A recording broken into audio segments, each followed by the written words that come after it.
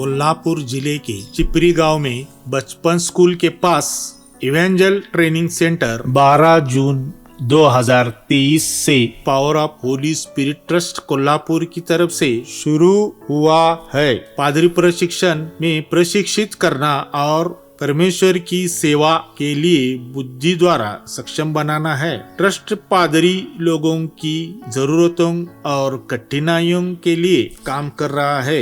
यह केंद्र अच्छी रूप से काम कर रहा है और इसे अच्छी प्रतिक्रिया मिल रही है। इस प्रशिक्षण केंद्र पर परमेश्वर का आशीर्वाद है। वैश्विक उबाल का युग कैसे जुलाई 1,20,000 वर्षों में सबसे गर्म महीना बन गया है। जुलाई के पहले 3 सप्ताह में विश्व की औसत गर्मी देखी किसी भी तुलनीय तापमान से ऊपर तापमान का बदला मौसम विशेषज्ञों के अनुसार किसी भी तुलनीय समय से ऊपर 16.95 डिग्री सेल्सियस तक पहुंचने की अत्यधिक संभावना जुलाई 2023 में हुई है। रिकॉर्ड पर सबसे गर्म महीना होगा। वैश्विक औसत के अनुसार जुलाई 6 में विश्व का सबसे गर्म दिन रिकॉर्ड किया गया। आंकड़ों के अनुसार तापमान बढ़कर 17.08 फ़ारेनहाइट तक पहुंच गया, जिसने अगस्त 2016 में निर्धारित 16.8 डिग्री सेल्सियस 62.24 फ़ारेनहाइट के पिछले तापमान रिकॉर्ड को तोड़ दिया। कुछ वैज्ञानिकों का कहना है कि जुलाई रिकॉर्ड के अनुसार दुनिया का सबसे गर्म महीना बन गया है, क्योंकि ग्रह अत्याधुनिक गर्म हवा उत्सर्जित कर रहा है और कार्बन लगभग 1,20,000 वर्ष में सबसे खराब अवधि का अनुभव करने का कारण हो सकता है। ग्लोबल वार्मिंग के कारण भीषण गर्मी ने दुनिया भर में लाखों लोगों को प्रभावित किया है। वॉशिंगटन अब वैश्विक तापमान जुलाई के महीने से अत्यधिक गर्मी ले रहा है। यह वर्ष अमेरिका अंतरिक्ष अनुसंधान संघ के इतिहास में अत्यधिक गर्म महीना नासा ने स्वीकार किया है कि इस वर्ष का जुलाई महीना सबसे गर्म महीना था और इसके साथ नासा ने खतरनाक संकेत भी दिए हैं। अत्यधिक गर्मी में वृद्धि हो गई और इसलिए हमें अभी से तैयारी करनी होगी। नासा ने स्पष्ट रूप से कहा है कि यदि हम उपयुक्त रूप से तैयार नहीं हुए तो कई लोगों की अपनी जान गंवानी पड़ेगी। वैश्विक तापमान में वृद्धि हुई है और इसीलिए दुनिया विभिन्न प्राकृतिक कठिनाइयों का सामना कर रही है। पृथ्वी खतरनाक स्थिति में है। तापमान दिन ब दिन बढ़ रहा है। नासा के प्रिंसिपल श्री बिल नेल्सन ने बताया है कि नासा डेटा इस तरह सच्चाई की पुष्टि कर रहा है कि इस साल कितने लोगों ने भयानक गर्मी का अनुभव किया है। अमेरिका से लेकर चीन तक कोई ठंडा मौसम नहीं है। गर्मी के कारण चीन में सैकड़ों लोगों की मौत हो गई। यूरोप में कनाडा के जंगल, रूस, अफ्रीका और कई द्वीप गर्मी के कारण जंगलों को आग लग गई है। मध्य एशिया और यूरोप में तूफान और बारिश के कारण बाढ़ आ गई। ग्लोबल वार्मिंग का युग समाप्त हो गया है। ग्लोबल उबाल का युग आ गया है। नासा ने जगत को भविष्य के लिए एक धोखे की चेतावनी दी है। वो ये है कि 2024 साल में गर्मी तूफान बढ़ेगी और इसके लिए हम सभी दुनिया के लोगों को अभी से तैयारी करनी पड़ेगी। यदि जरूरी तैयारी नहीं की तो बहुत लोगों को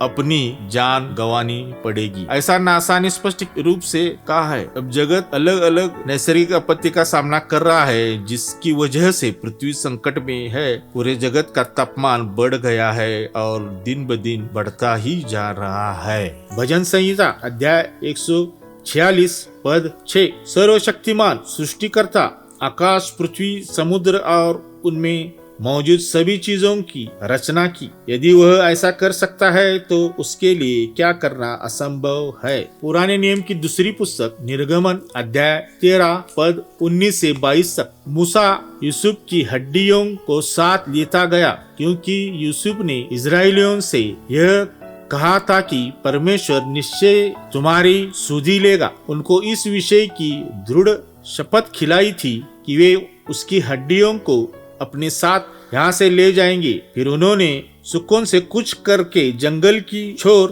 पर एताम में डेरा किया और यहोवा उन्हें दिन को मार्ग दिखाने के लिए मेघ के खंबे में और रात को उजियाला देने के लिए आग के खंबे में होकर उनके आगे चला करता था, जिससे वे रात और दिन दोनों में चल सके। पुराना नियम यहोशू की पुस्तक अध्याय 10 पद 12 से 14 तक। उस समय अर्थात जिस दिन यहोवा ने एमोरियों को इजराइलियों के वश में कर दिया, उस दिन यहोशू ने यहोवा से इजराइलियों के देख के इस प्रकार कहा, ये सूर्य तू गिबोन पर और ये चंद्रमा तू अय्यालोन की तराई के ऊपर थमा रह। और सूर्य उस समय तक थमा रहा और चंद्रमा उस समय तक ठहरा रहा जब तक उस जाति के लोगों ने अपने शत्रुओं से बदला न लिया।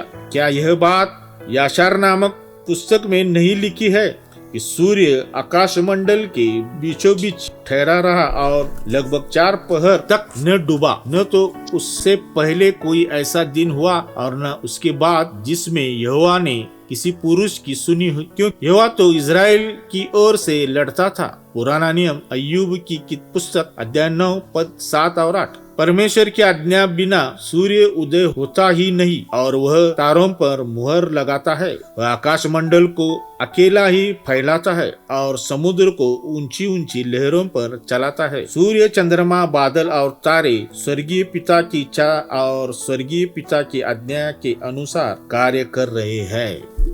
मलाकी ने भविष्यवाणी करते हुए चेतावनी दी थी कि जुलाई 2023 की तीव्रता से देखा जा सकता है गर्मी यीशु मसीह के दूसरे आगमन का संकेत दे रही है। जुलाई का वैश्विक उबाल सबसे गर्म महीना बन गया है। 1,20,000 वर्षों में यह घटना से स्पष्ट होता है।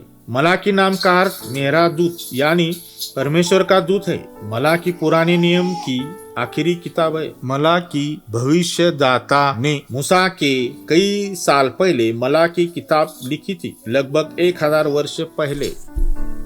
मलाकी ने 450 ईसा पूर्व में भविष्यवाणी संदेश लिखा था।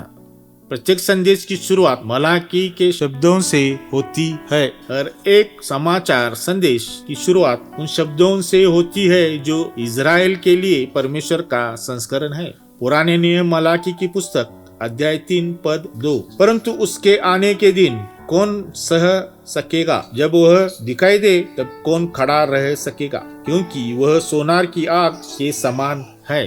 सन 14 से 15 ईस्वी में यीशु के 12 शिष्यों में से केवल यूहन्ना ही जीवित बचे थे। उन्हें इफिसुस में गिरफ्तार कर लिया गया और पैटम नामक एक निर्जन द्वीप में बंदी बना लिया गया। वह अपराधियों के उपनिवेश के रूप में प्रसिद्ध रोमन साम्राज्य में पैटम द्वीप में रोमन की कैद में था। जब यूहन्ना पैटम द्वीप पर बंदी था तो यीशु ने वर्ष 96 में यूहन्ना को कई स्वर्गीय दर्शन दिखाए। यीशु ने अपने दूतों को प्रकट किया और दुनिया के न्यायाधीशों को एक युग के अंत के बारे में बताया, स्वर्ग का राज्य और दूसरी बार यीशु का आगमन।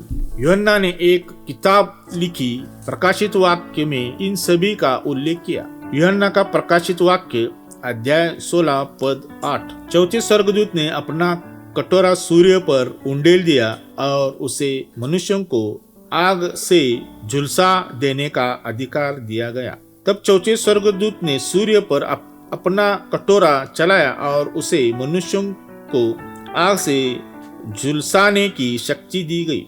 इस प्रकार की गर्मी से लोगों को तेज गर्मी का सामना करना पड़ेगा। इससे पहले किसी ने अनुभव नहीं किया होगा कि देखो भट्टी की तरह जलने वाला दिन आ रहा है। न्याय के दिन और सभी सेवक मसीहा के सामने खड़े होंगे। उस समय कई लोग कहेंगे कि उन्होंने यीशु के नाम पर उपदेश दिया और यीशु के नाम पर दुष्टात्मा को निकाला और यीशु के नाम पर कई चमत्कार किए, लेकिन उनके सभी प्रयास झूठे होंगे। यीशु उन्हें कहेंगे, मैं उन्हें नहीं जानता।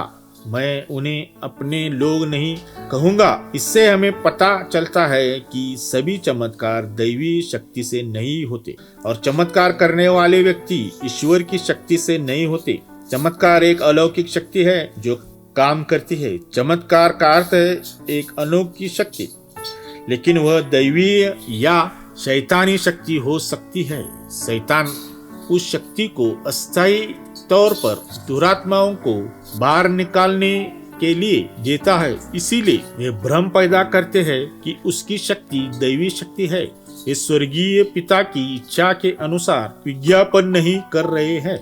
ये अच्छे फल नहीं है। बहुत से सेवक, पादरी, याजक, उनका नया जन्म नहीं हुआ था। उन्होंने कभी यीशु मसीह को नहीं जाना होगा। वे स्वर्गीय पिता की इच्छा के अनुसार काम नहीं कर रहे हैं। वे अच्छे फल नहीं है जो यीशु मसीह चाहते हैं। मिशनरी कार्य के लिए बाहरी सफलता या परिणामों को स्वीकार न करें। जो कभी भी हमारे और यीशु मसीह के बीच में जो रिश्ते है उसका मूल्यांकन नहीं हो सकता। जो बाहर की सफलता या बाहरी परिणाम को स्वीकार करता है। ये बात हमारे और यीशु मसीह के जो रिश्ते हैं उसमें इन बातों को कोई कीमत नहीं है। मत्ती रचित सुसमाचार अध्याय 7 पद 21 से 23 तक। जो मुझसे हे प्रभु कहता है, उनमें से हर एक स्वर्ग के राज्य में प्रवेश न करेगा, परंतु वही जो मेरा स्वर्गीय पिता की इच्छा पर चलता है उसका होगा। उस दिन बहुत से लोग मुझसे कहेंगे, हे प्रभु, क्या हम न तेरे नाम से भविष्यवाणी नहीं की और तेरे नाम से दुष्टात्माओं को नहीं निकाला और तेरे नाम से बहुत से अच्छे कर्म नहीं किए?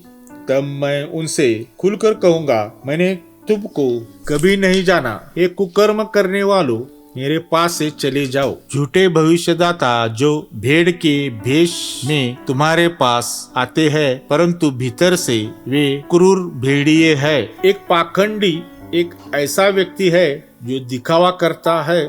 परमेश्वर की सेवा करने वालों में से कुछ परमेश्वर के सामने अलग है, भले ही वे अंदर से अलग हो। जबकि यीशु सेवा में थे, उन्होंने अपनी सेवा के दौरान शास्त्रियों और फरीसियों को पाखंडी बताया था। ये अधर्म का काम करने वालों, मेरे पास से चले जाओ। कुछ सेवकों का यह पहचानना आसान नहीं है कि जो भेड़ बकरी के कपड़े पहने हुए है उनका भेष वही है जो वे कह रहे हैं। जिस सेवक ने अपना भेष और दिखावा छिपा रखा है वह निम्नलिखित 4 बातें बता सकता है।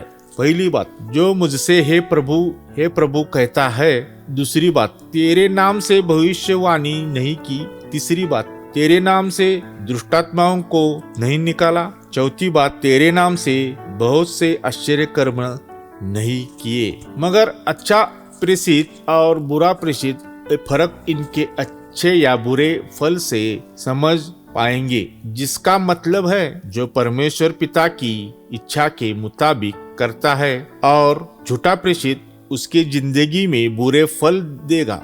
वही जो मेरे स्वर्गीय पिता की इच्छा पर चलता है उसका स्वर्ग के राज्य में प्रवेश होगा। मत्ती रचित सुसमाचार अध्याय 25 पद 41 से 34 तक। न्याय का दिन, जब मनुष्य का पुत्र अपनी महिमा में आएगा और सब स्वर्गदूत उसके साथ आएंगे, तो वह अपनी महिमा के सिंहासन पर विराजमान होगा और सब जातियां उसके सामने इकट्ठा हो जाएगी। और जैसे चरवाहा भेड़ों को अपनी दाहिनी ओर और बकरियों को बाई ओर करेगा, मगर उनका न्याय हर व्यक्ति का वैयक्तिक होगा। वो कई ग्रुप का न्याय नहीं होगा। और सामने वाले सब जाति में से भेड़ों को अपनी दाहिनी और बकरियों को बाई ओर खड़ा करेगा। वो न्याय जो राजासन के सामने पृथ्वी पर होगा, उसमें भेड़ों, बकरियों और सब श्वासधारी जो श्वास लेने वाले, यातना सहने वालों की मदद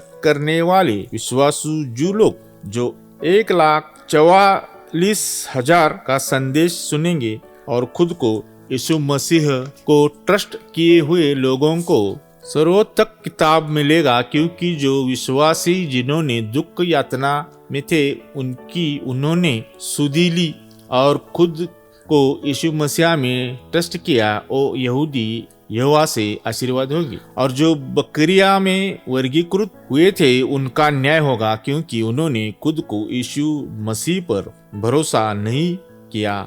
उन्होंने खुद की ही सुधि ली। जो दुख में थे, पृथ्वी पर दुख सह रहे थे, उनकी सुधि नहीं ली, इसलिए वो शिक्षा के लिए योग्य है। जिन्होंने दूसरों के दुख में उनको सहाय किया और जिन्होंने यीशु मसीह पर विश्वास रखा, उन भेड़ों को परमेश्वर पिता से आशीषित होंगे और स्वर्गीय राज्य में जाएंगे, क्योंकि उनका नया जन्म हुआ है।